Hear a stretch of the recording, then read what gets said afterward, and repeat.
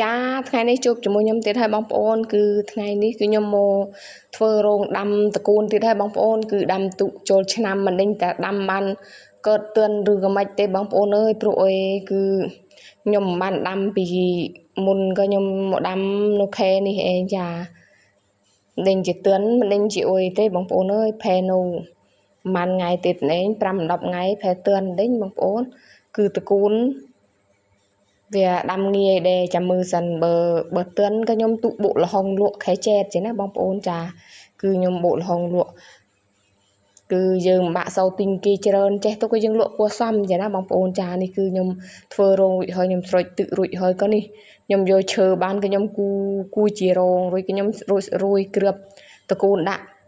គឺតាមរោងនេះឯងបងប្អូនគឺល្ងាចហើយនេះបងប្អូនអើយគឺតន្រឹមរួចបងប្អូនអើយគឺយប់ណាគឺយប់ម៉ោង7ឈុលកែវ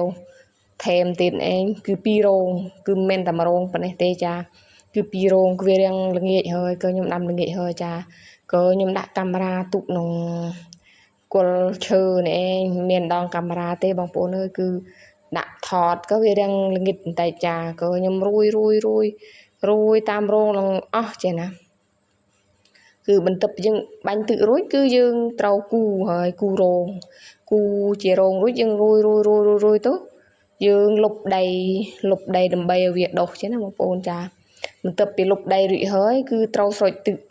មួយជិនទៀតឲ្យជូរចាគឺមិនងាយទេធ្វើអ្វីមួយចាគឺ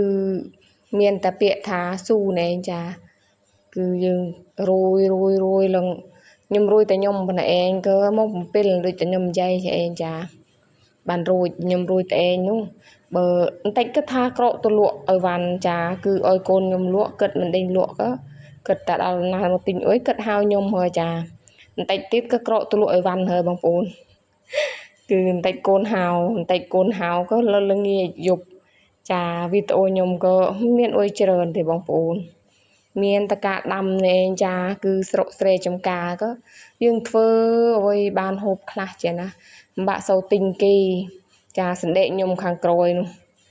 គឺនិយាយរំទុះទេសភាពក្នុងសួនគឺស្រស់ស្អាតខ្លាំងមែនទែនសិតតែពើបៃតងនេះបន្ទាប់មកនេះដល់វាលុបហើយបងប្អូនចាលុបរួចក៏បន្តិចក៏កូនខ្ញុំហៅហើយគឺខ្ញុំក្រកទូនេះគឺខ្ញុំទូហើយបាយ